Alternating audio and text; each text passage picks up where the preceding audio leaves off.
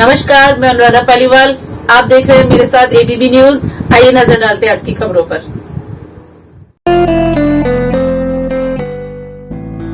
Modern Technique Enterprises, 87, 3rd floor.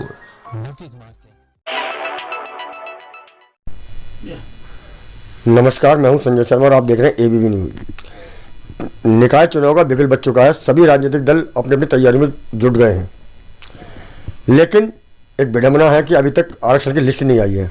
बावजूद इसके ward number 9 में आम आदमी पार्टी ने प्रचार प्रसार जोरों शोरों से शुरू कर दिया है। तो आज इसी क्रम में बात करते हैं पंकज शर्मा जी से, जो आम आदमी पार्टी के जिला अध्यक्ष हैं व्यापार प्रकोष्ठ के। तो इस बात करते हैं वार्ड की समस्या को लेकर बात करते हैं, क्या क्या समस्याएं मुंह भाई खड़ी हैं।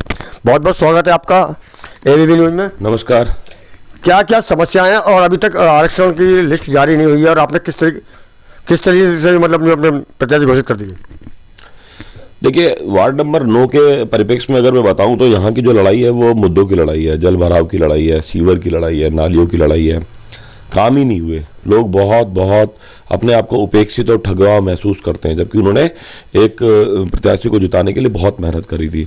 तो ये आरक्षण से ऊपर के स्तर की बात है। तो अभी जो भी होगा, आम आदमी पार्टी के सभी स्तर पे सारे कैंडिडेट्स रेडी हैं और आरक्षण का जो भी प्रकार आएगा, जो भी प्रारूप आएगा, उसमें चुनाव लड़ेंगे। और इसीलिए हमारे जितने भी प्रत्याशी, संभावित प्रत्याशी हैं, वो बराबर मेहनत कर रहे हैं वार्ड 9 के अंदर, और जनता उनको पसंद भी कर रही है। आप रोज कंपेनिंग कर रहे हैं, डेली डोर टू डोर जा रहे हैं, आपके कार्यकर्ता जा रहे हैं, तो आपको कैसा रेस्पॉन्स मिल रहा है? देखिए, आपने बहुत जरूरी सवाल पूछा है। ये सवाल इसलिए मैं जरूरी बोलता हूँ क्योंकि हो सकता है कि आने वाले समय में ये बाइट जो आप मेरी ले रहे हैं, ये लोगों के लिए एक एग्जाम्पल बन जाएगी। देखिए, आपने उस समय पे ये बात करी थी। अभी हम पूरे वार्ड 9 के अलग अलग क्षेत्रों में डोर टू डोर कैंपेन कर रहे हैं। डोर टू डोर कैंपेन भी हमारा हम बड़ा स्लो करते हैं। हम एक दिन में ज़्यादा से ज़्यादा 25 से 30 घर में जाते हैं। आप बिलीव नहीं करेंगे, इससे सबसे बड़ा फायदा ये हो रहा है कि बहुत सारी ऐसी छोटी छोटी समस्याएं भी थी जो हमें मालूम नहीं चल रही थी, लेकिन मालूम चली। लेकिन इस वार्ड 9 की सबसे बड़ी समस्या जो है वो है जल भराव, और जो खुला नाला, जो पूरे वार्ड 9 के बीच में से खुला नाला एक जो निकलता है, वो सबसे बड़ा हमारे लिए एक पूरे इस वार्ड 9 के विकास में सबसे बड़ा अवरोधक बन के रह गया है।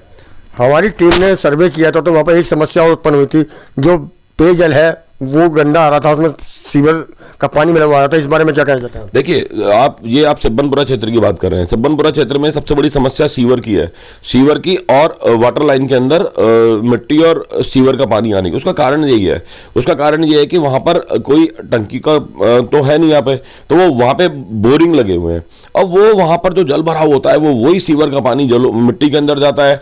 बोरिंग फेल हो रहे हैं, वाटर लेवल नीचे जा रहा है, ऊपर सीवर का पानी आ रहा है, पानी की क्वालिटी लगातार खराब हो रही है, और सीवर सारे बंद पड़े हुए हैं। सीवर के सारे कनेक्शन वो नाले में है, या फिर वो लोगों ने अपने चैम्बर बना रखे हैं। किन किन मुद्दों को लेकर जनता के दरबार में जाएंगे आप? मुद्दे बिल्कुल स्पष्ट हैं। सबसे पहला मुद्दा है जो हम वार्ड 9 के अंदर जो जल भराव होता है, उस जल भराव में 13,600 वोटर में से 8,000 वोटर जल भराव से पीड़ित हैं। उसके अंदर हमने पिछले 1 वर्ष में, 1.5 वर्ष में बहुत काम कराया। नगर निगम में लगातार सारी हमारी मीटिंग हुई, रैपिड रेल के अधिकारियों से बहुत मीटिंग हुई। हमने राशिद मलिक से लेके महामाया तक 2 मीटर व्यास के पाइप भी डलवाए गए हैं। वो समस्या काफ़ी हद तक दूर हुई है, 70% दूर हुई है, लेकिन उसमें भी बहुत कुछ करना बाकी है। अभी भी लोगों के घरों के सामने से वो नाला जा रहा है, उस नाले को की कोई व्यवस्था कराना, वो वार्ड के रिहायशी क्षेत्र के बीच में से न जाके वो बाहर से नाला अगर जाए तो बेहतर हो। पंकज जी, एक समस्या और मोबाइल खड़ी है, लाइट की बहुत ज्यादा समस्या है, लाइट नहीं आ रही और वहाँ मक्खर जाल फैला हुआ तारों का। उसका कारण भी यह है कि वहां पर जितने भी आपने देखा होगा स्ट्रीट लाइट के जो पोल लगे हुए हैं, वो अधिकांश पोल नीचे से गल चुके हैं। अब उसमें नगर निगम क्या करता है, नगर निगम उसको जैसे तैसे करके वेल्डिंग करके उसको रोक के रखा हुआ है। लोगों की बहुत बड़ी समस्या है, बहुत बार वहाँ पे दुर्घटना होने के चांसेस बन भी जाते हैं। अब वो ज़्यादा पोल लगते नहीं है, पोलो वहाँ पे अतिरिक्त पोलों की व्यवस्था होनी चाहिए, तो वो एक ही पोल पे तारों का पूरा जाल बन के रह गया है। सीवर, मैं आपको एक बताऊँ, सिब्बनपुरा में तो ऐसी ऐसी समस्या दिखी है कि नगर निगम की कूड़े वाली गाड़ी का बिल देते हैं, लेकिन उस गली में कूड़े की गाड़ी जाती ही नहीं है। तो ये जो समस्या मुंह बाहर खड़ी है, तो आम आदमी पार्टी के प्रत्याशी जीतने के बाद इन समस्याओं का निदान किस तरीके से करेगा? हम ऑलरेडी इस पूरे मुद्दों पर काम करना हमने शुरू कर दिया है। हमारी एक टीम यहाँ पर काम कर रही है।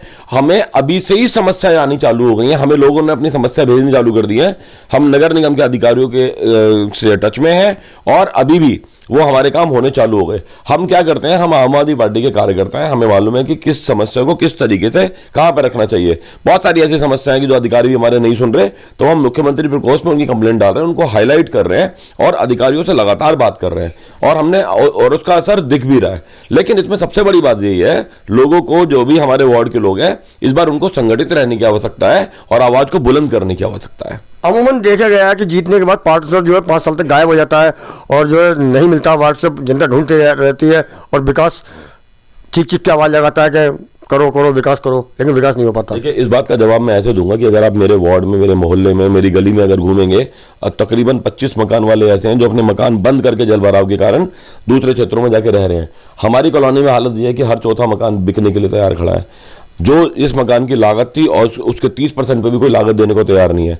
अगर हमें जाना होता ना समस्या से डर के, तो हम जाते। ये लड़ाई ही इस बात की है, ये लड़ाई ही स्वाभिमान की है, ये लड़ाई ही जित की है कि अब हम अधिकारियों की, अब हम नेताओं की, झूठे नेताओं की अब यहां पर हम चलने नहीं देंगे।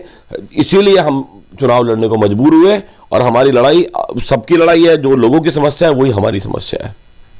बहुत बहुत धन्यवाद आपका। हाँ दिया, मगर मेरे बेटे के सुनने की समस्या का कोई समाधान नहीं मिल रहा। अब तो लग रहा है ये कभी नहीं सुन पाएगा।